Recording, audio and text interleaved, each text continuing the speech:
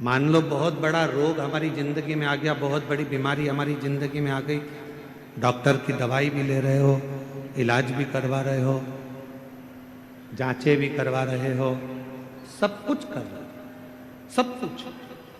उसके बाद भी यदि आराम नहीं लग रहा, उसके बाद भी अगर हमको हमारे शरीर में आराम नहीं लग रहा, तो फिर हम क्या करें? बहुत सावधानी से सुनिएगा कथा को, ध्यान लगाइएगा जरा, बहुत सावधानी से।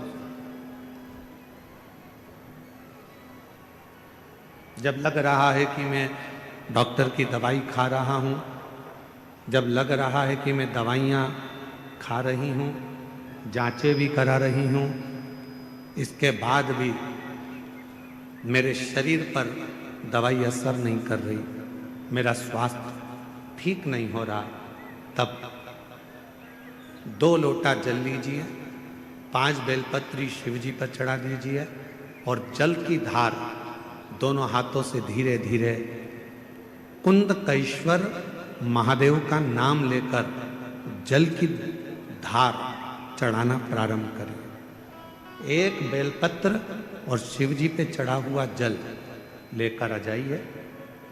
जल को सुबह पी लीजिए, बेलपत्र को प्रदोष काल के समय पर चबा चबा कर खाना प्रारंभ कर लीजिए। दवाई लगना चालू हो जाएगी, शरीर को आराम लगना प्रारंभ हो। शिव पुराण कह रही है, यानी मानव देह मिला है, मानव का शरीर मिला है, मनुष्य का शरीर मिला है। कान लगाओ मां। मानव का शरीर मिला है, मानव की देह मिली है, मनुष्य की देह अगर प्राप्त हुई है और हमने उस पूरी मानव की देह को, मानव के शरीर को मात्र विवादों में निकाल दिया और हम भगवान देवादिदेव महादेव का कोई भजन ना कर पाए, कोई संवाद ना कर पाए, तो आपकी और हमारी जिंदगी दोनों ही व्यर्थ है। जीवन हमारा पूरा समय हम विवादों में निकाल दिए तो फिर हमारा जीवन व्यर्थ चलेगा, व्यर्थ निकल जाएगा। उस जीवन को श्रेष्ठ कैसे बनाए? भी अपनी कथा में कहे, डॉक्टर शंकर भगवान का एक रूप होता है, शिव का एक स्वरूप है डॉक्टर। डॉक्टर बोले दवा लो, लेते रहो, डॉक्टर बोले जांच कराओ, जांच कराओ। डॉक्टर की दवा खाते खाते हमको दवा के साथ में थोड़ी सी भगवान देवादिदेव महादेव की दुआ की जरूरत है। दवा और दुआ दोनों साथ चलेगी तो तुम शीघ्र अतिशीघ्र स्वस्थ हो। कई लोग ऐसे भी हैं संसार में जो आडंबर में फंसे हुए हैं, ढोंग में फंसे हुए हैं, पाखंड में फंसे हुए हैं। किसी के यहाँ जाकर पूछ लिया कि मेरा शरीर में ऐसा हो गया, किसी ने कह दिया तुम्हारे रिश्तेदार ने ऐसा कर दिया, तुम्हारे परिवार वाले ने ऐसा कर दिया, इसलिए तुम्हारे साथ में ऐसा हो गया। हम उसके पीछे पड़ गए और हमने इलाज नहीं करवाया, आखिरी में हमारा शरीर और बेकार हो गया।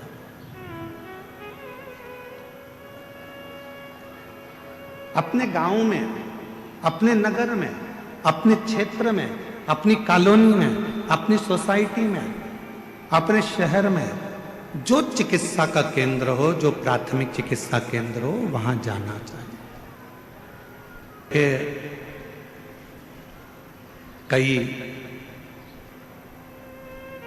मैं इस देवघर के कई बेटा बेटियों को बहुत बहुत धन्यवाद देना चाहूंगा। इस देवघर के कई बिहार से आए हुए बेटा बेटियों को मैं धन्यवाद देना चाहूंगा।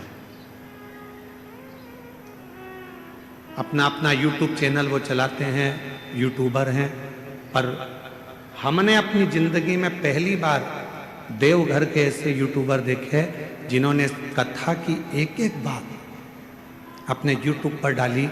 भीड़ ज़्यादा है, घर से कथा सुनना। देखो यहाँ बैठने की व्यवस्था इतनी है, सावधानी से जाना। रेलवे स्टेशन से कथा स्थल इतनी दूर है, बस स्टैंड जाओगे तो वहाँ से ये इतनी दूर है, वहाँ पर ऐसी व्यवस्था है, वहाँ वैसी व्यवस्था है।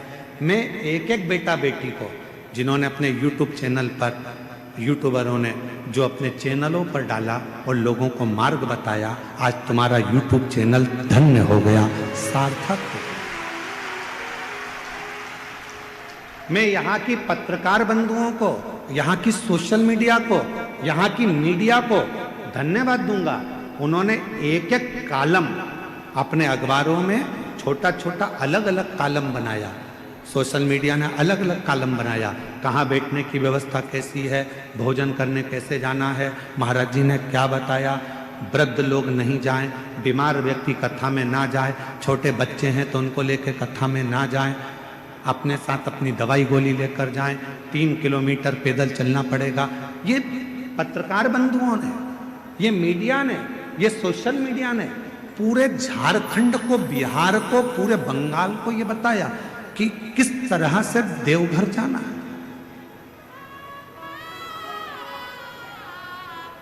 किस तरह से तो चाय बना बना के लोगों को पिला रहे हैं। देवघर के कई बेटा बेटी रात्रि को कंबल बांट रहे हैं। देवघर के कई बेटा बेटी रात्रि को किसी को डॉक्टर की जरूरत पड़ जाती है तो हाथ पकड़कर उसको हॉस्पिटल तक लेकर जा रहे हैं। ये देवघर है जहां मेरा शंकर बसता है।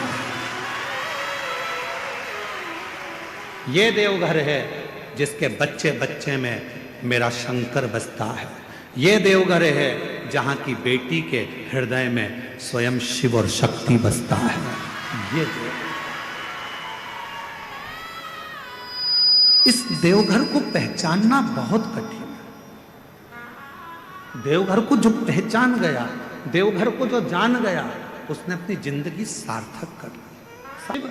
किसी को खाली नहीं भेजे हैं जीवन में, सबका भंडार भरकर, सबको संपदा देकर।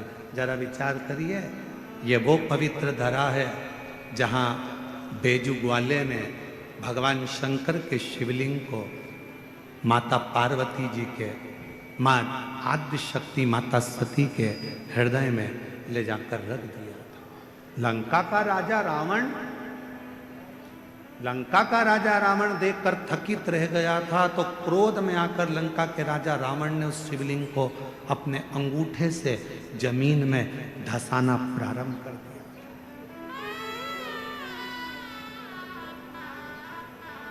पहले तो शिवलिंग उठाना चाहा पर उठा ही नहीं।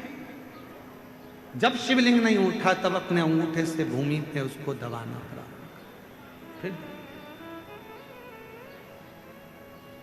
देवाधिदेव महादेव से जो प्रार्थना करी वो दिल से करी। जब हम दिल से प्रार्थना करते हैं तो वो दिल से सुनता है। पत्राएं हैं कुछ, उस पर ध्यान देंगे अपन। शिव कृपा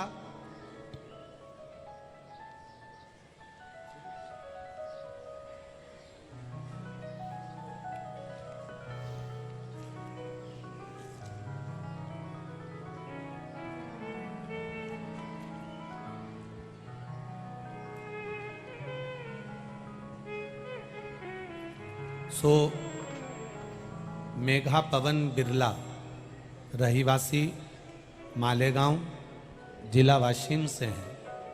कहीं बैठे हों तो हाथ हिलाइएगा। सो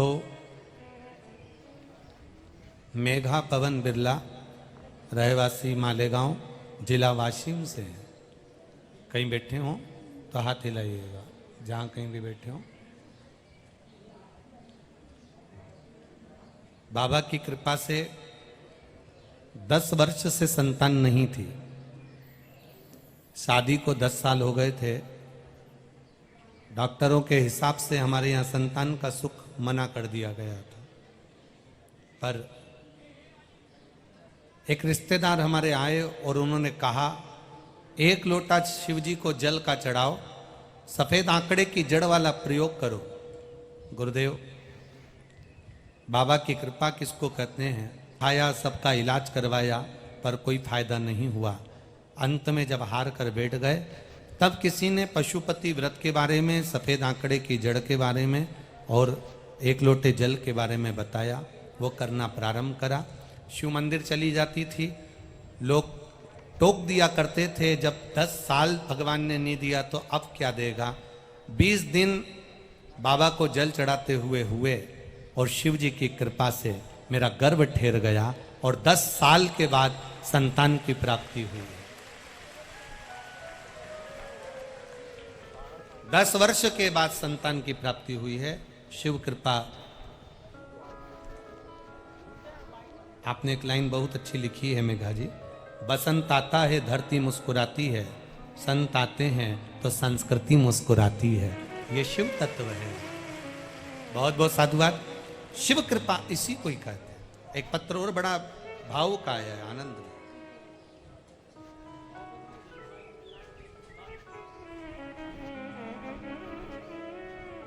पुर की निवासी हूं, कहीं बैठी हो तो हाथ हिलाइएगा। राधिका रवि मिश्रा, मैं नागपुर की निवासी हूं।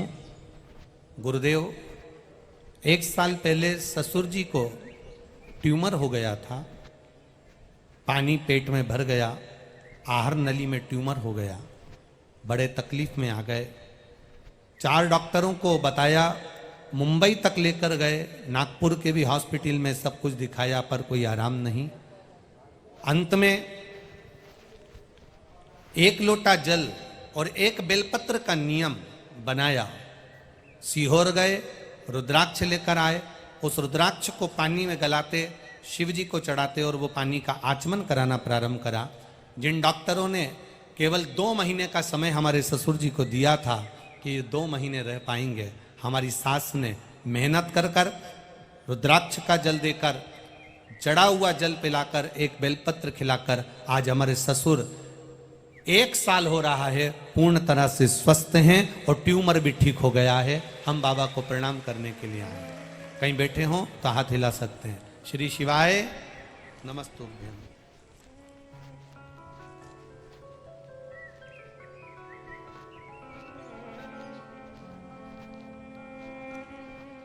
मेरा नाम रेखा संतोष घुंगे है।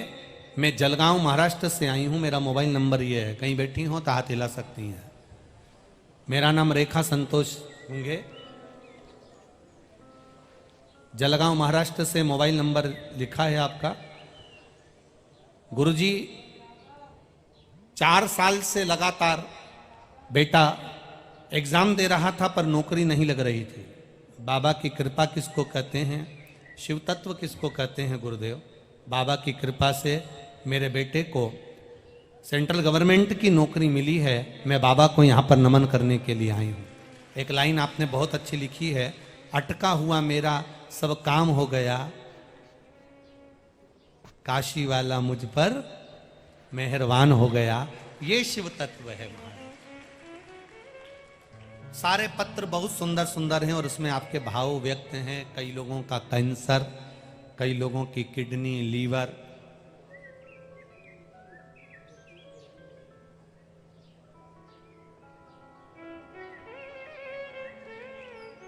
ऐसे कई पत्र आपके यहाँ आप लोगों ने भेजे हैं। कोई लिखकर, भोजन करो पर त्रुटि ना देखो, भजन करो पर उसमें सुख ना देखो। तुम सोचो कि मैं कथा में जा रही हूं और मुझे अच्छी जगह मिल जाएगी, मैं बैठ जाऊंगी कथा सुनने के लिए, मुझे अच्छी जगह मिल जाएगी, अच्छी जगह पे मैं जाके बैठ जाऊंगी। बिल्कुल दूसरी कथा में जाओगे तो जगह अच्छी मिल सकती है, पर शिव पुराण में तो शंकर भगवान के जैसे गण रहते हैं और शंकर भगवान का जैसे कैलाश रहता है वैसे ही तुम्हें जाना है और वैसे ही बैठना है और वैसे ही श्रवण। बाकी की कथा का हम नहीं कर सकते, क्योंकि बाकी की कथा में तो तुम्हारे लिए कुर्सी भी लगती है, गादी भी लगती है, चद्दर भी बिछती है, तुम्हारे लिए सारी व्यवस्था होती है, कूलर भी लगाए जाते हैं। अब यहाँ तो तुम्हारा हाथ ही कूलर है और तुम्हारा पूरा प्रांगण, जहाँ तुम कथा को श्रवण करने, चाहे रोड पर बैठे हो, चाहे दुकान में बैठे हो, चाहे गाड़ी में बैठे हो, चाहे पंडाल में बैठे हो, चाहे तुम अपने घर में बैठे हो, जितनी देर तक शिव महापुराण की कथा तुम्हारे घर में चलती है।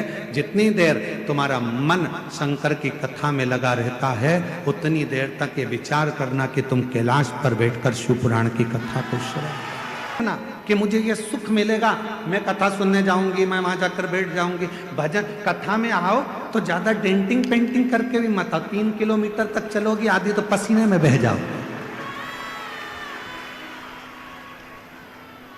अब मालूम पड़े तुमने पेंसिल से लाइन खींची, फिर डब्बा भरा, फिर इधर इधर कुछ चिपका के, फिर धागे से ऐसा कर कुरा के, फिर डेंटिंग पेंटिंग करके, सिर पे पल्लू लेके, सास के पांव छू के पूछा कहाँ जा रही है?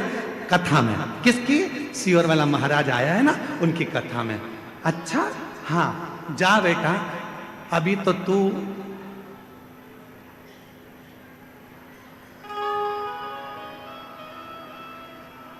तू बहुत सुंदर बनकर जा रही है।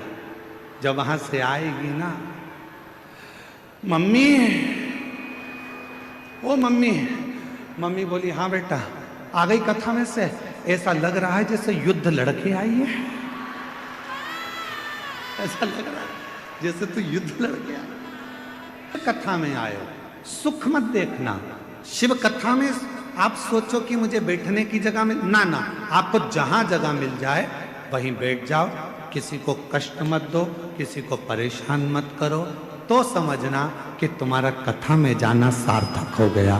तुम कथा में पहुंच। अब मालूम पड़ा दर्शन के चक्कर में, देखने के चक्कर में, कथा के चक्कर में एक दूसरे को परेशान कर रहे हो, कष्ट दे रहे हो, और तुम सोचो कि भगवान की कृपा हो जाए। फिर मेरा भोले बाबा कृपा नहीं कर सकता, करुणा नहीं कर सकता, दया। जहां मिले, रोड पर मिले, रोड पर जहां मिल जाए वहां शांति से बैठो, कथा को सुनो। 2 शब्द कानों में जाएगा, भगवान का नाम लेना, भगवान का भजन करना। तो भोजन में खोट मत ढूंढना, भजन में सुख मत ढूंढना। इसमें सुख मिलेगा, हमें बैठने की व्यवस्था अच्छी मिलेगी, धन अच्छा मिलेगा, ना ना। भजन करने बैठो तो ये विचार कर कर बैठना, जब भी बाबा वैद्यनाथ जी के दर्शन के लिए जाओ, देवघर की पवित्र भूमि पर आओ और बाबा के जब दर्शन करो तब बाबा से विनय करना, बाबा इतनी कृपा करना जैसे तेरे घर में गणेश जी हैं, तेरे घर में जगत जननी अम्बा है, तेरे घर में षडानंद कार्तिकेय हैं, तेरे घर में सारे भक्त हैं, तेरे घर में लक्ष्मी है, तेरे घर में नारायण है, तेरे घर में सारा सुख है। मेरे देवघर वाले बाबा, मेरे घर में तू आकर बैठ जाना, वो भी तेरा घर है, और मेरे घर में भी सब संपदा भर देना। महाराज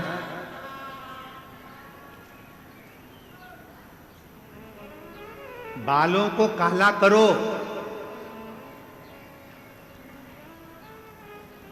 मना नहीं है। बालों को काला करो मना नहीं है, पर बालों के चक्कर में गालों को काला करो ये ठीक नहीं है।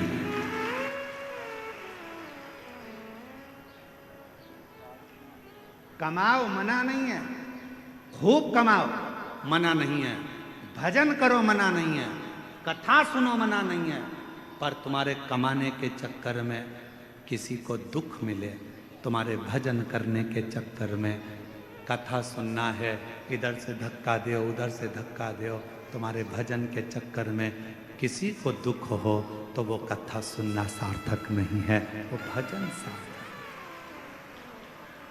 वो श्रेष्ठता नहीं। करो मना नहीं है, पर बाल के चक्कर में गाल काले मत कर लेना। भजन करो मना नहीं है, कमाओ मना नहीं है, दुकान चलाओ, व्यापार करो, नौकरी करो, सर्विस करो, जब तक तुम्हारा शरीर भगवान ने अच्छा बना कर रखा है, मेरा भोले बाबा तुमको स्वस्थ बना कर रखा है, इस शरीर से खूब कमाओ, मना नहीं है। मेरा कुबेर भंडारी, मेरा वैद्यनाथ बाबा, तुम सबके घर के खूब भंडार भरे। हम बाबा से यही प्रार्थना करते हैं कि बाबा खूब, ये शरीर श्रेष्ठ है, खूब कमाओ, खूब आगे बढ़ो। पर कभी कभी ऐसी जिंदगी में आ जाता है कि हमारे जीवन में एक आध समय ऐसा आता है कि खूब होने के बाद भी धीरे धीरे धीरे धीरे वो कम हो जाता है। उसका कारण क्या है? शिव महापुराण का एक सुंदर चरित्र है। और जिसके घर में शंकर भगवान के व्रत के लिए अगर झगड़ा हो रहा है तो निवेदन है, व्रत बिल्कुल मत करिए। पति पत्नी का झगड़ा हो रहा है, पति कह रहा है क्या शंकर शंकर लग रहा है, अपने को शिवरात्रि के दिन शंकर जी का अपमान नहीं सुनना। इसलिए राजी हो तो व्रत करो। राजी नहीं है पति, परिवार के लोग राजी नहीं है, चिड़चिड़ कर रहे हैं तुम्हारे व्रत करने से, तो आपके चक्कर में शंकर भगवान की निंदा तुम्हारे कान में जाए, ऐसा व्रत किसी का, ऐसे व्रत की कोई मूल्यता नहीं। आपके घर के लोग राजी हो, माता पिता राजी हो, सास ससुर राजी हो, पति राजी हो, पत्नी राजी हो, परिवार के लोग राजी हो, बेटा बेटी सब, बच्चों का मन है मम्मी मुझे व्रत करना है, हाँ बेटा कर, एक ही तो व्रत करना है शिवरात्रि का, करो। घर के बुजुर्ग ने कह दिया मुझे व्रत करना है, बिल्कुल करो, आज का मौका मिला है आपको करने का, महाशिवरात्रि का व्रत करिए, करो, भगवान शंकर का नाम जाप करो, भगवान शंकर की भक्ति करो, उससे बढ़कर कोई सुख नहीं, उससे बढ़कर कोई आनंद। पर निंदा ना सुनते हुए, कुछ गलत विचार ना लाते हुए, गलत सोच ना लाते हुए, गलत दृष्टि ना रखते हुए, गलत भाव ना रखते हुए भगवान शंकर की विरत भक्ति को अपने भीतर उतारने का प्रयास करो, शिव को अपने अंदर उतारने का प्रयास करो। शिव भक्ति, शिव महापुराण की कथा कर रही है। 3 स्थान का स्पर्श रोग का निवारण कर देता है। 3 जगह पर चढ़ाया गया अक्षत हमारे मन को एकाग्रित कर कर और हमें अपनी मंजिल तक पहुंचा देता है। और प्रदोष और शिवरात्रि के मिलन का महोत्सव हमारे जीवन को आनंदता देता है।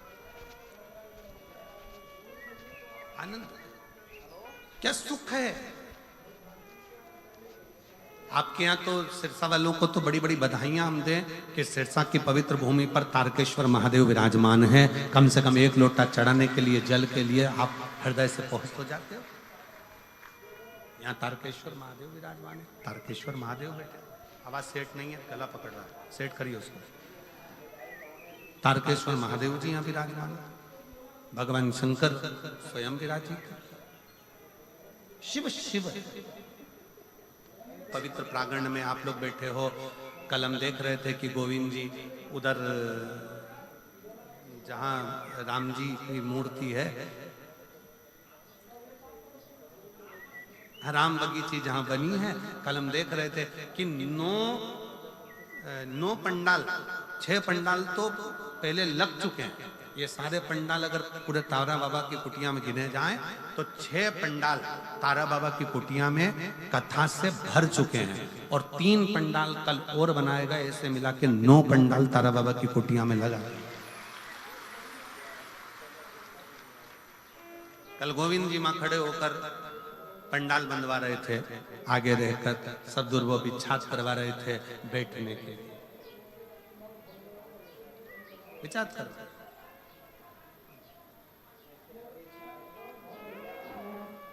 और कितना समर्पण है।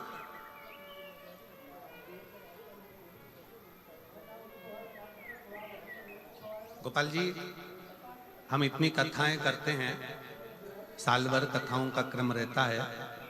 सूरत कथा करी, उसके दूसरे दिन साकरी कथा हो गई, साकरी के दूसरे दिन छत्तीसगढ़ कथा हो गई, छत्तीसगढ़ कथा के बाद दूसरे दिन प्रयागराज कथा हो गई, प्रयागराज के दूसरे दिन सिरसा कथा हो गई, सिरसा के दूसरे दिन सीहोर कथा हो जाएगी, सीहोर के दूसरे दिन भटिंडा पंजाब कथा हो जाएगी, भटिंडा पंजाब के दूसरे दिन फिर महाराष्ट्र कथा हो।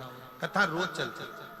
पर तारा बाबा की कुटिया में जो व्यवस्थाएं देखने को मिलती है कि जिनके पास में अगर ओढ़ने का कम्बल भी नहीं होता है ना, तो रात्रि के समय पर उनको देखकर उनके तन पर कम्बल भी उड़ा दिया जाता है कि इसको आप आराम से सो। इसको शिव भक्ति कहते हैं। ये दिखावे से परे है, दिखावे से परे। तत्व कहता है इसी को शिव। भोजन भंडारा सुबह से चालू हुआ, शाम तक चलता रहा। खूब आनंद के साथ लोग प्रसाद पा रहे हैं। सुंदर सुंदर व्यवस्थाओं के साथ में व्यवस्थित हर चीज रखी गई। और एक एक ये 9 पंडाल जो लगाए गए हैं, ये 9 पंडाल को संभालने के लिए भी कार्यकर्ताओं की टीम पूरी की पूरी संभालने के लिए ये तारा बाबा की कुटिया की जो पूरी टीम है उसने पूर्ण रूप से इसको संभाला। और जितने 9 पंडाल में शिव भक्त भरे पड़े हुए हैं उनको एक निवेदन जरूर करूंगा, आप चिंता मत करना। आप मेरे बाबा की कथा को ग्रहण करने के लिए आए। मेरा शंकर कथा के माध्यम से हमने फिर कहेंगे, ये शिव महापुराण केवल पोथी नहीं है, ये मेरे शंकर का एक अंश स्वरूप है। जब हम कथा सुनते हैं, श्री शिवाय नमस्तुभ्यम बोलते हैं, बोलने के बाद जब हम मौन हो जाते हैं, उस समय पर आपका दुख काटने के लिए मेरा शंकर आपके कर्ण से प्रवेश कर कर आपके हृदय में बैठकर आपके घर तक जाकर आपके दुख को काट देता। ये दुनिया लोग कहते कि कथा है, दुनिया की दृष्टि में लोग कहते हैं कि ये शिव पुराण है। हमारी दृष्टि में ये कथा नहीं है, हमारी दृष्टि में तो हमारा शंकर है, हमारा शिव।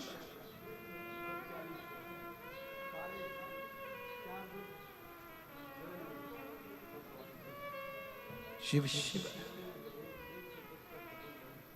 मांग लिया, जिसने दिल से कह दिया, जिसने दिल से पुकार लिया, शिव आ गए। ब्रह्मा ब्रह्मलोक में रहते हैं, भगवान विष्णु बैकुंठ में रहते हैं। उनको आने में देरी हो सकती है, पर मेरा शंकर इसी पृथ्वी पर रहता है, इसी भूमंडल में रहता है, इसी ब्रह्मांड में, इसी पृथ्वी पर मृत्यु लोक का देव अधिदेव महा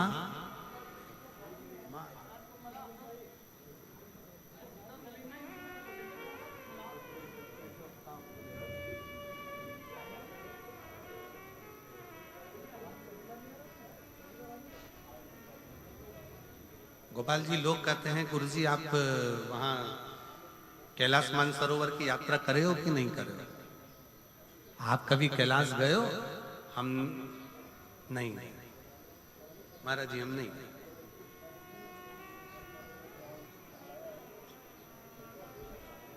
हम नहीं। कहा आप इतने बड़े शंकर जी का गुणगान करते हो और आप कैलाश नहीं गए? हमने कहा वो कैलाश वाला खुद शिव महापुराण की कथा में रोज आता है और रोज भक्तों का दुख काट कर जाता है, प्रतिदिन आता है। लोग कहते हैं कि शिव महापुराण सुनने के लिए केवल शिव भक्त आते हैं, पर हमारा विश्वास कहता है कथा के पंडाल में जिस स्थान पर शिव पुराण की कथा होती है, उस स्थान पर, उस पुराण की साक्षी में, शिव महापुराण में 7 दिन लगातार रोज प्रतिदिन मेरा शंकर स्वयं शिव पुराण में लिखा। शिव महापुराण के उमाखंड में भगवान शंकर कहते हैं, और जिस समय पर शिव महापुराण की विद्येश्वर संहिता में वर्णन किया, तुमरुका जी कथा कहते हैं, ईसर जी और गोरा जी, शंकर जी और पार्वती जी यजमान बनते हैं। यजमान बनने पर जब कथा विराम होती है, विराम के समय पर तुमरुका जी से शंकर भगवान कहते हैं कि आपने कथा बाची है तो आपकी दक्षिणा क्या है? आपने कथा बाची है तो आपकी दक्षिणा क्या है? तब उस समय पर तुमरुका जी कहते हैं भगवान शंकर जी से, ईसर जी, गोरा जी से, हमको अगर दक्षिणा देना है मेरे विश्वनाथ, तो दक्षिणा ऐसी दीजिए कि जिस स्थान पर शिव महापुराण की कथा हो, आप कैलाश और काशी छोड़कर उस स्थान पर 7 दिन विश्राम कीजिए। ये तुमरुकेश्वर को वचन दिया है, तुमरुका जी को वचन दिया कि जहां शिव महापुराण की कथा होगी उस स्थान पर मैं विराजमान रहूंगा।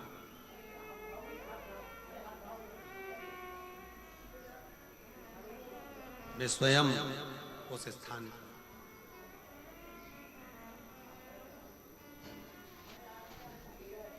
और कितनी विचित्र शिव महापुराण की कथा का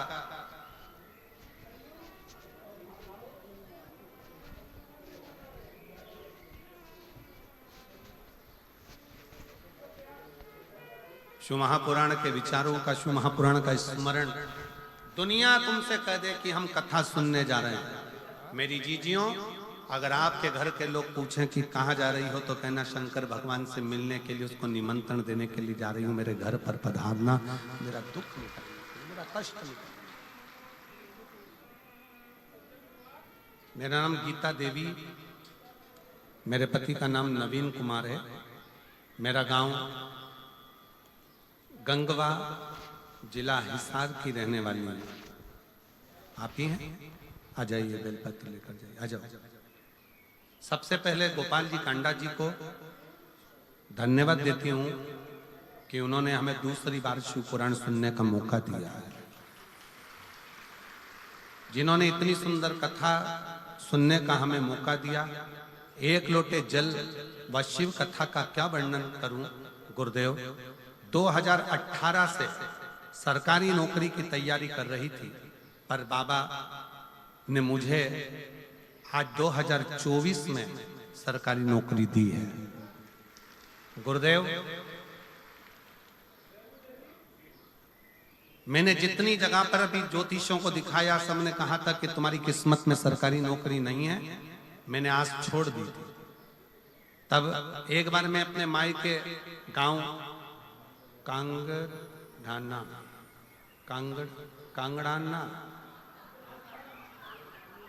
कांगड़ाना सिरसा आई थी। तब मेरी माँ ने मुझे कहा था कि टीवी पर जो महाराज कथा कहते हैं ना, वो सिरसा में आए हैं, गोपाल कांडा जी, गोविंद कांडा जी बुलाए। मैंने सुना है कि जब वो कथा कहते हैं तो उनके पंडाल में बैठकर जो मांगा जाता है वो बाबा देता है 3 महीने के अंदर। चल तू मेरे साथ कथा सुनने के। मैं अपने मायके आई, मैं आपको जानती नहीं थी। पहली बार मैंने पंडाल में बैठकर शिव महापुराण की कथा इस मायके के अनुसार यहाँ बैठकर श्रवण कर पाई थी। बाहर के पंडाल में बैठकर मैंने कथा सुनी थी। वहीं बैठकर श्री शिवाय नमस्तुभ्यम कहते हुए बाबा से निवेदन करा, और बाबा की ऐसी कृपा हुई कि 3 महीना भी पूरा नहीं हुआ और बाबा ने मेरा पुलिस में भर्ती करवाया और मेरी नौकरी लग गई। फोटो भी लगा रही हूं। बाबा की कृपा ऐसी हुई कि 3 महीना भी नहीं हुआ और बाबा ने मुझे पुलिस में नौकरी में लगा दिया। गुरुदेव, 6 साल से तैयारी कर रही थी नौकरी की, पर मुझे क्या मालूम था कि पंडाल में बैठकर कथा सुनने में 3 महीने के अंदर मुझे नौकरी मिल गई। मैं बाबा को यहाँ प्रणाम करती हूँ। शिव तत्व किसको कहता है? एक पत्र और बड़ा सुंदर है, देखिएगा। मेरा नाम केलो देवी है और मेरे पति का नाम राजकुमार है। मेरा मोबाइल नंबर ये है। आप ही हैं? आ जाओ, आ जाइए। मेरा गांव कर सिंधु जिंद हरियाणा के निवासी हूँ। आपके चरणों को प्रणाम करती हूँ, नमन करती हूँ। एक लोटे जल का मैं क्या वर्णन करूं। मेरी पहली बार कथा सिरसा हरियाणा में यहीं पर 2 दिन की कथा सुनी थी। 2 दिन की कथा सुनी और इसी पंडाल में बैठकर मैंने बाबा से विनय करी थी। 2 वचन मांगे थे बाबा से। बाबा, पहला, मेरा लड़का ठीक से बोल नहीं पाता, उसके शब्द नहीं निकल पाते, और दूसरा, मेरा लड़का जेईई की तैयारी कर रहा है और कई साल हो गए पर उसका सिलेक्शन नहीं हो रहा। बस ये 2 वर मांगकर 2 दिन की कथा सुनकर इसी पंडाल से चली गई। गुरुदेव, हमको नहीं मालूम था कि बाबा पंडाल में बैठकर मांगने वाले को इतना जल्दी दे देता है। बाबा बाबा है गुरुदेव। मेरे लड़के ने मुझसे कहा, माँ, क्या सही में मेरी आवाज ठीक हो सकती है? क्या मैं पूरा बोल सकता हूँ? क्या मेरी आवाज पूर्ण हो जाएगी? क्या मैं सही सबके जैसा बोल पाऊंगा? तब मैंने अपने लड़के को कावड़ भरने के लिए सीहोर भेज दिया। कावड़ भरकर आया सीहोर की, और वहां से आने के बाद रुद्राक्ष लेकर आया। रुद्राक्ष लाने के बाद मेरे बेटे की आवाज 90% आवाज पूरी ठीक हो गई। जैसे ही कावड़ भरकर आया और रुद्राक्ष लेकर आया, 90% आवाज ठीक हो गई। और बाबा की ऐसी कृपा हुई कि मेरे बेटे का जो दूसरा वर मांगा था जेई में सिलेक्शन, आज मेरे बेटे का 99.14 के प्रतिशत से मेरे बेटे का जेई माइंस में रिजल्ट आ गया है, और मेरा बेटा आज सरकारी कॉलेज में पढ़ रहा है। मैं बाबा को धन्यवाद देने के लिए कहे कि ये केवल पुराण है, दुनिया कहे कि ये केवल शिव कथा है, दुनिया कहे कि ये केवल शिव महापुराण है, तो आप माने ना, ये केवल पुराण नहीं है, ये शंकर का एक प्रतिबिंब स्वरूप है, शिव का एक प्रतिबिंब स्वरूप, शंकर भगवान का एक स्वरूप है। आप कहीं पर भी बैठे हो, जिस स्थान पर बैठे हो उस स्थान पर बैठकर शंकर भगवान के नाम का उच्चारण, शिव के नाम का स्मरण, शिव भक्ति का उच्चारण सुख देता, सुख प्रदान करता। एक प्रसंग बड़ा सुंदर आता है।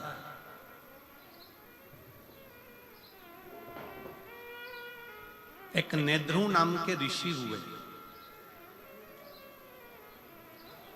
जिनके नेत्र नहीं थे।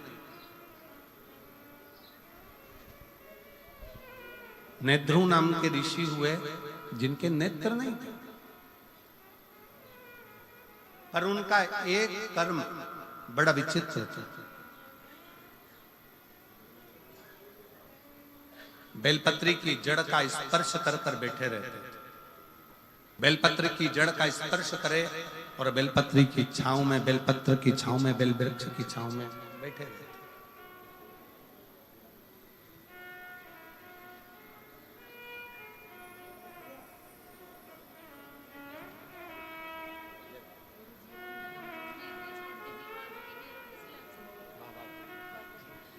दीदी बोल रही हैं, हमने उम्मीद छोड़ दी थी कि बेटे की आवाज की भी और सिलेक्शन की भी, और बाबा ने सही में शिव महापुराण का पंडाल, क्या शिव पुराण का पंडाल होता है?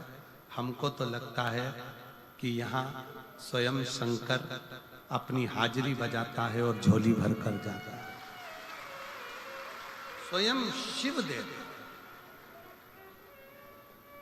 एक लाइन अच्छी लिखी है, आप और हम गुनगुना लेते हैं कि लूसी हो रही थी। अभी हम जब गाड़ी में आ रहे थे तो माताएं आपस में बात कर रही थी कि हमेशा तो उत्थे का गेट, अब उसकी भाषा में कर रही थी, उत्थे का गेट चालू रेवे, पर अब के ना गोविंद ने, गोपाल ने अब क्या गजब का काम कर, ने सारा गेट खोल दिया। तो इसकी प्रसन्नता। एक तो तुम्हारी भाषा हमको भी बोलने में थोड़ी अटपटी हो जाए, तो ये शिव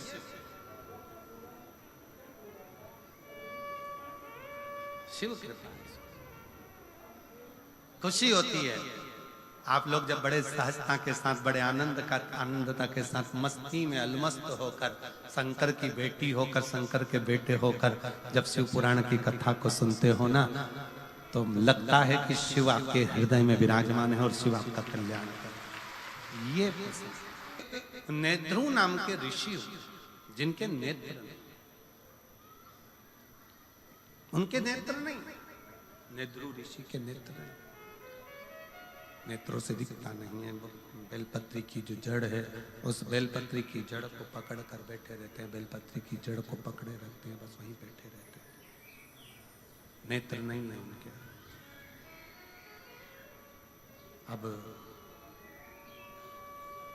जहां वो रहते थे उसी के नजदीक में 5 या 7 गांव छोड़कर एक शारदा नाम की एक स्त्री रहती थी, और वो शारदा नाम की स्त्री अपने एक बेटा, एक बेटी और उसका पति साथ में निवास करते, साथ में रहते, साथ में निवास करते, साथ में रहते रहते रहते समय बीत गया। कुछ मित्रों की संगत शारदा के पति को लग गई।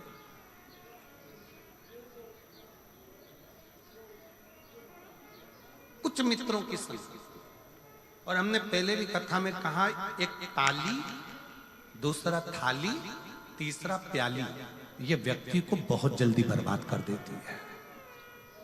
पहले नंबर पर ताली, प्रशंसा करने वाले अगर तुम्हारी प्रशंसा कर कर तुम्हें गलत काम में लगा रहे हैं तो तुम्हें बर्बादी की ओर लेकर जा। करने वाले अगर तुम्हें प्रशंसा करके धर्म में लगा दे, सत्कर्म में लगा दे, भजन में लगा दे, कीर्तन में लगा दे, कथा में लगा दे, तो समझ लेना कि तुम्हारा कल्याण हो रहा है। पर प्रशंसा करने वाले ताली बजाकर प्रशंसा कर कर कर तुम्हें अगर गलत काम में लगा रहे हैं तो वो श्रेष्ठ थाली में। पहले नंबर पर ताली, दूसरे नंबर पर थाली। जिसको घर का भोजन अच्छा ना लग रहा हो और होटल का भोजन अच्छा लग रहा हो, समझ लेना कि धीरे धीरे तुम्हारा बर्बादी का सिरा चालू हो चुका है। भोजन में आनंद है, घर के भोजन में जो सुख है, घर के भोजन में जो आनंद है, वो बाहर के भोजन में प्राप्त नहीं है।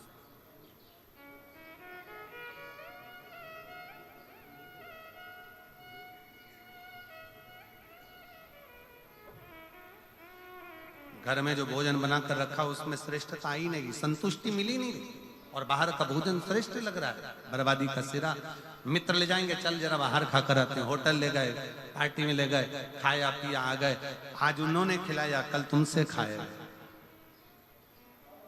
फिर है प्याली मित्र, ताली, थाली, जम के बोलो प्याली। ये पीने वाले जो होते हैं ना, तुमको, तुम्हारे बच्चों को पहले लेकर जाएंगे, साथ बिठाएंगे, घुमाएंगे, फिराएंगे, रंग ढंग दिखाएंगे, एंजॉय कराएंगे, अपने पैसे से पहले तुम्हें पिलाएंगे, फिर जब तुमको लत लग जाएगी तब तुम्हारे पैसे से वो आप पिएंगे और तुम्हें एक दिन बर्बाद कर कर चौराहे पर बिठा देंगे। ये प्याली, ये बर्बाद कर। तीनों से बचिए। ताली प्रशंसा करने वालों से भी बचिए, थाली होटल का भोजन कराने वालों से, गलत भोजन कराने वालों से, मांसाहार कराने वालों से, वेश्यावृत्ति कराने वालों से, जुआ खेलने वालों से, या अन्य व्यसनों में डूबने वालों से थोड़ा बचा। अगर गलत संगत अगर है तो वो हमें बर्बाद कर। और कोई कहता है कि गुरुजी वो हमारे परिवार के लोग ऐसा कर्म कर दिया और वो ऐसा, तो हमारा निवेदन है, ऐसा नहीं कि आप परिवार छोड़ दोगे, घर छोड़ दोगे, कुटुंब छोड़ दोगे। आप तो इतना करो ना कि पानी से मिट्टी और मिट्टी से पानी दोनों ही कीचड़ मचा रहे हैं, तो दोनों की दूरी ही श्रेष्ठ है। आज के जमाने में किसी से कह दो भगवान की कथा सुनो, भजन सुनो, कीर्तन सुनो, मंत्र जाप सुनो, स्मरण करो, भगवान का भजन करो। अभी कोई उम्र है, बुढ़ापे में करेंगे, और मालूम पड़े बुढ़ापे में प्राण निकल गए, उससे पहले निपट गए, तो कोई भरोसा? पहले तो गारंटी भी थी कि 100 में जाओगे, आज के समय में तो खसक के 80 पे आ गए, और 80 में भी अभी कोई भरोसा नहीं है। चलते चलते लड़की, एक दुल्हन इंदौर में अपनी शादी में महिला संगीत में नाच रही थी और दुल्हन मर गई। अभी हमारे एक शाहपुर के पास में एक दूल्हा घोड़ी पर बैठा हुआ था, वीडियो देखा होगा आप लोगों ने, घोड़ी पर बैठा, और दूल्हा घोड़ी पर बैठा और बस उतरने ही वाला था और प्राण छूट गए। जीवन का क्या ठिकाना है, किसको मालूम कौन की मृत्यु कब आएगी, कौन मरेगा कब, कैसे मरेगा, किसका ठिकाना है, किसको मालूम।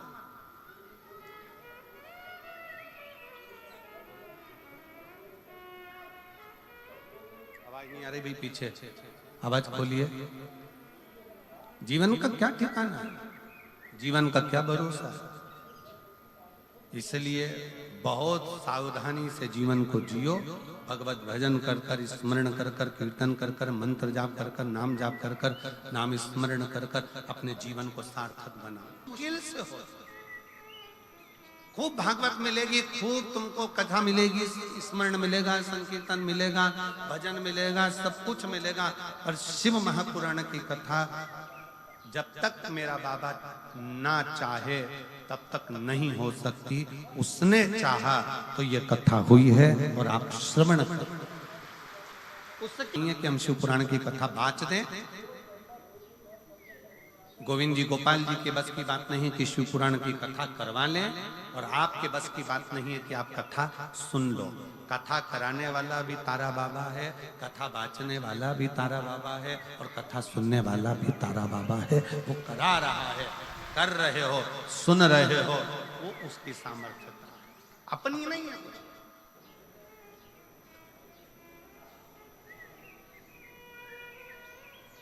बड़ी मुश्किल से। और काया को पाके तुम कभी अभिमान ना करो, कितने भी सुंदर हो, कितने भी ब्यूटीफुल हो, कितने भी, तुम्हारे काया का अभिमान मत करो। ये काया कम माटी मिल जाती है, कोई एक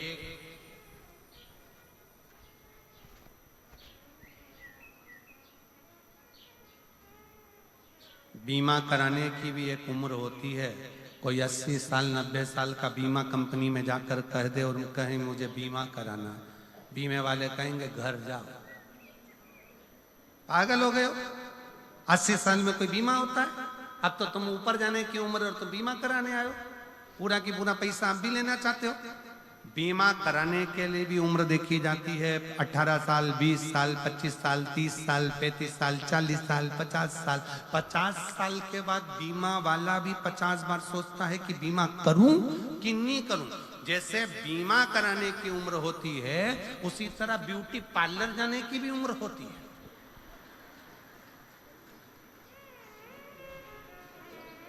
साल की हाथ थर थर कांपे, मुंडे से पूरा सोफा सेट निकल गया, खिड़कियां खराब हो गई, गेट दोनों बेकार, मशीन से काम चल रहा, पूरा चेहरे पर सल पड़ा, हाथ पूरे कमजोर, कपड़े ऐसे लग रहे जैसे हैंगर पे टांग दिए, और पूरा शरीर बेकार। और फिर उसको घर की बहुएं ब्यूटी पार्लर में ले जाके बिठा दी, और फिर पार्लर वाली ने कहा मुंह ऊपर करो। अब ऊपर भी करे तो अब गर्दन भी कब तक, जवानी अवस्था हो तो ठहरी रहे, बुढ़ापे में फिर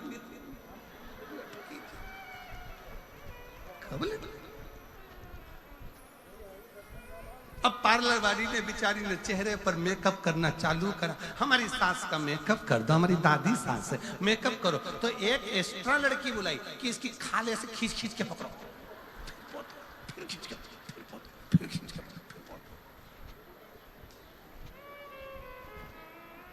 अब पूरा मेकअप निकल। अब चेहरे का तो मेकअप कर दोगी, फिर इतने में पार्लर वाली ने पूछा सोफा सेट तो है ही नहीं, दांत कहाँ है? तो वो बहू बोली फ्रीज में रखे हैं, फ्रीज में। बीमे की भी उम्र होती है, ब्यूटी पार्लर की भी उम्र होती है, उसी तरह शिव महापुराण सुनने की भी उम्र होती है कि सुनो, ये भी उम्र, दिल से सुनो, हृदय से सुनो। कथा सुनने के बाद जैसे प्रसन्नता में अपने घर जाती हो ना, जिस दिन प्राण छूटेंगे ऊपर जाओगी ना, तो तुम्हारे स्वागत में बहुत सारे लोग खड़े होंगे। क्यों? शास्त्र कहता है, अग्नि पुराण को पढ़कर देखना, अग्नि पुराण में लिखा है भगवान नारायण का कोई भक्त मरता है तो बैकुंठ में साज सजते हैं। भगवान राम और कृष्ण के भक्त मरते हैं, बैकुंठ में साज सजते हैं। पर शंकर का कोई भक्त जब प्राण छोड़कर जाता है तो 33 कोटि देवता नगाड़े बजाकर साज सजाकर उसका स्वागत करते हैं। फिर वो हो सकता है कि वो गाना भी ऊपर मिल जाए, बहारो फूल मेरा,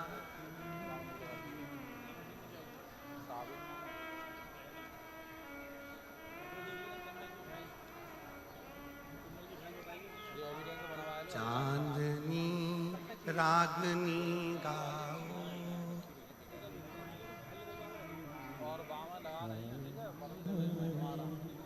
भगवान में शंकर का जब भक्त आता है, स्वयं जगत जननी कह रही है, पार्वती जी से शंकर भगवान कहे, पार्वती मैं कैलाश और काशी में रहता हूं, कैलाश में मेरा तप स्थली है और काशी में मेरा घर है। पार्वती तुम और मैं इस कैलाश की भूमि को छोड़कर काशी में रहते हैं। आपको मालूम है पार्वती, जब काशी में कोई मुर्दा आता है ना, कोई काशी में जब किसी का अंतिम संस्कार होता है तो देवता भी नगाड़े बजाकर उसका स्वागत करते हैं, नगाड़े बजाकर कि मेरे शंकर का कोई भक्त आ रहा है। क्या अंतर है शिव के भक्त में और संसार के भक्त में? क्या अंतर है?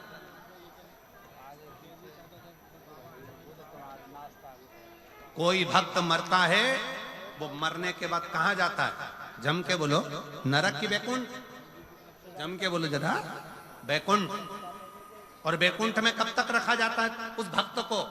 जब तक उसका पुण्य चल रहा है, पुण्य चल रहा है, उसने जो पुण्य करा होता है तब तक बैकुंठ में रहने देते हैं। आपको होटल के 5 स्टार 7 स्टार होटल के रूम में कब तक रखेंगे? जब तक तुम्हारी जेब में 1000 की गड्डी पड़ी। कमल मन सो मोही भावा, मोही छल छिद्र कपट। भगवान मन देख रहा है, निर्मल भाव देख रहा है, निर्मल भावों की शुद्धता देख रहा, श्रेष्ठ चित्त देख रहा। चिताभस्म चढ़ाई चंड भील ने, भगवान का रोज श्रृंगार करता, रोज बेलपत्र चढ़ाता, फूल चढ़ाता, समय बीतता गया बीतता गया बीतता गया, चिताभस्म खत्म हो गई, गया दूसरी चिताभस्म ले आया, फिर चढ़ाई, सालों निकलते चले गए, सालों। एक बार चिताभस्म ढूंढने के लिए गया पर चिताभस्म मिली नहीं, कहीं पर भी चिताभस्म नहीं मिली। 11 दिन हो गए, इसने सही से भोजन नहीं करा, पानी नहीं पिया। पत्नी ने पूछ लिया, भील की पत्नी भीलनी ने पूछा, स्वामी स्वामी। भील ने कहा, क्या बात है? आप सही से भोजन नहीं कर रहे हो, पानी नहीं पी रहे हो, तुम घर में भी नहीं रह रहे हो, कहाँ घूमते रह रहे हो? पति के मुख से निकल गया, चिता भस्म खत्म हो गई, ढूंढने के लिए जा रहा हूं पर कोई मुर्दा जला हुआ मिलता नहीं, तो चिता भस्म कहां से? इतनी बड़ी संस्कारी थी। धर्म पत्नी ने कहा, स्वामी एक काम क्यों नहीं करते? अगर चिता भस्म नहीं मिल रही तो मैं आज नहीं तो कल मरूंगी ना, आग में जलूंगी ना, भस्म तैयार होगी ना, उससे अच्छा है मैं भस्म तैयार कर देती हूं, अभी जलकर भस्म हो जाती हूं। पति ने कहा, मूर्ख हो जैसी बात मत करो, पागल हो गई हो जो ऐसी बात करती हो, पागल हो गई हो जो ऐसी बात कर रही हो कि तुम जलकर चिता भस्म दे दोगी? ना ना ना ना, ऐसा नहीं करिएगा स्वामी, आपके चरणों की दासी हूं, ये जीवन मिला है, शंकर जी को समर्पित हो जाए, इससे ज्यादा कुछ नहीं चाहिए। आप मेरा निवेदन स्वीकार करिए, शंकर भगवान के शिवलिंग को झोपड़े में से ले जाकर पीपल के वृक्ष के नीचे रख दो, पीपल के पत्ते के ऊपर पीपल के वृक्ष के नीचे शिवलिंग रख दो, मैं इस झोपड़े में आग लगाऊंगी, जल जाऊंगी। इतना बड़ा झोपड़ा जब जलेगा तो भस्म ही भस्म इकट्ठी हो जाएगी, ये भस्म सालों तक चलेगी।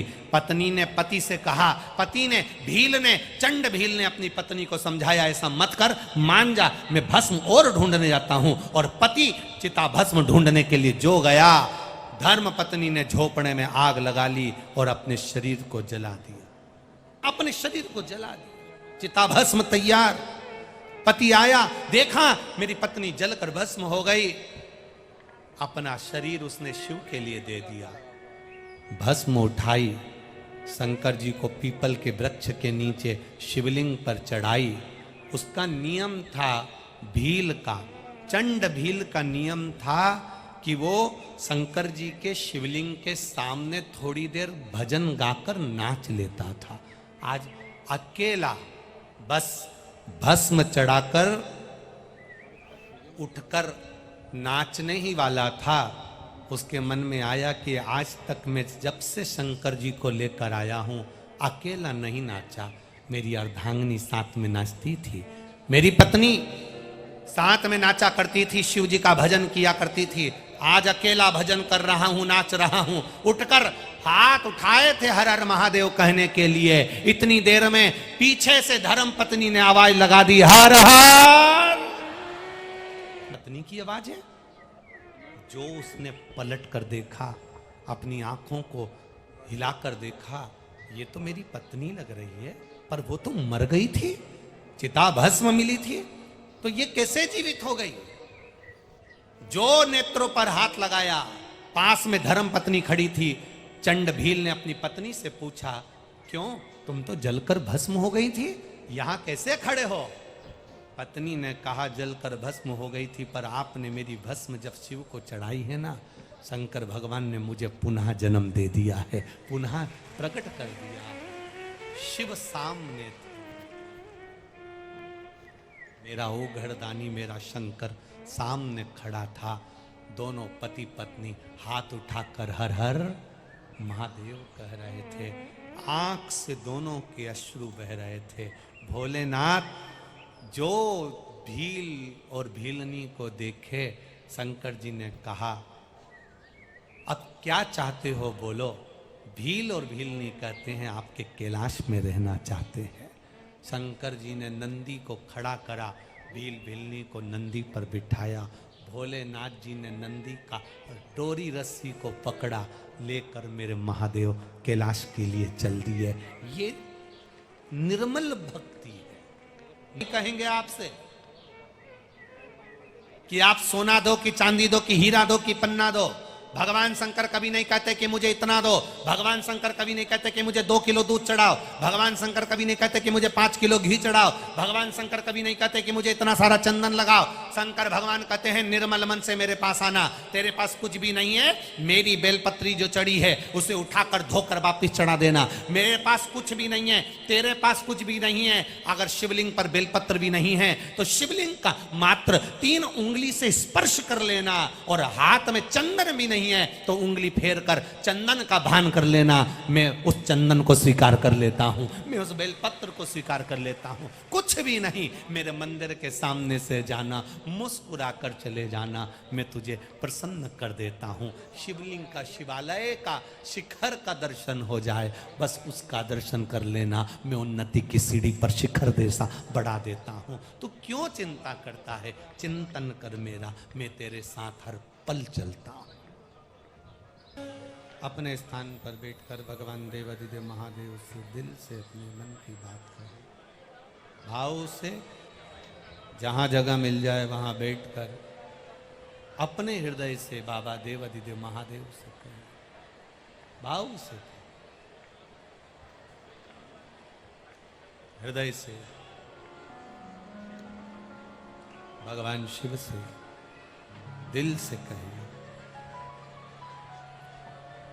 आज कथा का चतुर्थ दिवस है। जो दिल से बाबा से प्रार्थना करता है, बाबा भाव से सुनते हैं। जहां जगह मिले वहां बैठकर भाव से कहें, श्री शिवाय नमस्ते। श्री शिवाय नमस्तुभ्यं। श्री शिवाय नमस्तुभ्यं। जो दिल से, भाव से, आनंद से। मेरा नाम सुरेखा प्रमोद सूर्यवंशी है। मैं भुसावल महाराष्ट्र से आई हूं। मेरा मोबाइल नंबर, 2 मोबाइल नंबर इन्होंने लिखे हैं, कहीं बैठी हो तो हाथ हिला सकती हैं। मेरा नाम सुरेखा प्रमोद सूर्यवंशी है। हम भुसावल महाराष्ट्र से आए हैं। मेरा फ़ोन नंबर ये है। गुरुदेव, 1 लोटा जल का क्या महत्व है, हम क्या वर्णन करें। आप लोग इस पत्र को टीवी पर भी पढ़ा करो। हम तो पढ़ते ही हैं, पर आप लोग भी प्रयास करा करो। जो एलईडीयाँ लगी हुई हैं या आस्था चैनल पर कथा चल रही है, मोबाइल पर चल रही है, पत्र को पढ़ा करो साथ में। और मेरा चैनल वालों से भी निवेदन, उस पत्र को आप पढ़ाया करो लोगों को, कम से कम उस पत्र का ज्ञान तो हो, नाम भी पढ़ाया हो। जितने भी लोग एलईडी के सामने बैठे हैं वो एलईडी के सामने पढ़ें, जो आस्था चैनल पर बैठे हैं आस्था चैनल पर। मेरा नाम सुरेखा प्रमोद सूर्यवंशी है, मैं भुसावल महाराष्ट्र से आई हूँ। मेरा फ़ोन नंबर ये है, 2 फ़ोन नंबर उन्होंने दिए हैं। गुरुदेव, 1 लोटे जल की महिमा का क्या वर्णन करूं। एक दिन मेरे पेट में जोरों से दर्द हो गया। हम डॉक्टर के पास गए तो डॉक्टर ने कहा कि पहले सोनोग्राफी करा लो। हमने सोनोग्राफी करवा ली तो पता चला कि कैंसर पेट में फैल रहा है। हम बहुत टेंशन में आ गए। हम वैसे ही घर लौट गए। मैं घर जाकर बहुत रोई थी। उसके बाद हमने ब्लड टेस्ट कराया। टेस्ट कराने के लिए हम ब्लड मुंबई भेजा गया तो पता चला कि बच्चेदानी में कैंसर फैल गया है और वो कैंसर बहुत ज़्यादा मात्रा में फैला है। 1 लोटे जल और बेलपत्र का क्या वर्णन करूं गुरुदेव। मेरे रोज सुबह 5 बजे शिव जी के मंदिर जाती और रोज शिवलिंग पर जल चढ़ाती, बेलपत्र चढ़ाती और उस बेलपत्र को मंदिर में ही शंकर को देखते देखते खा लेती। मेरा विश्वास टूटे ना, मैं बाबा से बस प्रार्थना करती रहती। गुरुदेव, इस बार हमने फिर वापस जांच कराने की मन में ठानी। आप कहते हो 3 महीने में बाबा सुनता है। हमने डॉक्टर से कहा वापस सीटी स्कैन करवाई और वापस सीटी स्कैन करवाया और फिर ब्लड वापस मुंबई के लिए जांच के लिए भेजा गया। सीटी स्कैन और मुंबई के लिए जांच के लिए भेजा गया। जब रिपोर्ट मुंबई से वापस बनकर आई तो सारी रिपोर्ट नॉर्मल थी और कैंसर समाप्त हो गया था। ये शिव तत्व है जिसको आप लोग, हमारा निवेदन है, पत्र को पढ़ा करो। टीवी पर भी पत्र दिखाया जाता है, उसको पढ़ो। उसमें लिखा, एक लाइन दीदी ने लिखी है कि मुंबई के डॉक्टर और हमारे यहाँ के डॉक्टर दोनों हैरान पड़े हुए हैं कि ये रिपोर्ट नॉर्मल कैसे आ गई जिसमें कैंसर पूरे पेट में फैला हुआ था। ये शिव तत्व है। ओ घड़ी तक तुम्हें होटल के रूम में रखा जाएगा और वेटर भी कहेंगे जी सर, सामान आदि ये वो सब। तुम्हारे जेब में 1000 की गड्डी, 500 की गड्डी जो तुम्हारे जेब में पड़ी है, 500 के नोट जो तुम्हारी जेब में पड़े हैं, उसके कारण बस तुमको उसी तरह बैकुंठ में भी कब तक रखा जाएगा जब तक तुम्हारा पुण्य तुमने जो करा है वो पूरा खर्च नहीं हो जाता। जैसे ही पुण्य समाप्त होगा बैकुंठ से धक्का मारकर नीचे फेंक दिया जाएगा। फक्त बैकुंठ से वापस धक्का मारकर नीचे फेंक दिया जाता है, उसका पुण्य जब समाप्त हो जाता है। पर शंकर का भक्त, शंकर को 1 लोटा जल चढ़ाने वाला, शिव का नाम लेने वाला जब मर कर जाता है तो किसी की सामर्थ्यता नहीं होती कि डबल से नीचे भेज दे, वो शंकर का हो जाता है। भक्त का दूसरा जन्म नहीं होता। पार्वती जी ने शंकर भगवान को कहा था, क्या काशी में जो मरा है, काशी में जिसके प्राण छूटे हैं, वो दूसरी बार जन्म लेगा? शंकर भगवान कहे नहीं, मेरा भजन करने वाला, मेरा स्मरण करने वाला, मेरा मंत्र जाप करने वाला दूसरी बार जन्म नहीं। इसलिए सावधान। जितने भी सिरसा के रहवासी इस शिव महापुराण की कथा को सुन रहे हैं, आज कथा का कौन सा दिन है? तीसरा। कितने दिन की ओर बची? 4 दिन। समापन के दिन सुबह हो जाएगी, हम अपने घर, तुम अपने घर। 4 दिन की कथा और बची है। सिरसा वालों का भाग्य है कि कथा का रस तत्व ग्रहण करके अपने जीवन को उतारना और शंकर की भक्ति में ऐसे डूब जाना कि अगली बार जब बाबा अगर कथा कराए तो तुम्हारा भी पत्र यहाँ आए कि मेरे बाबा से मैंने मांगा था इसी पंडाल।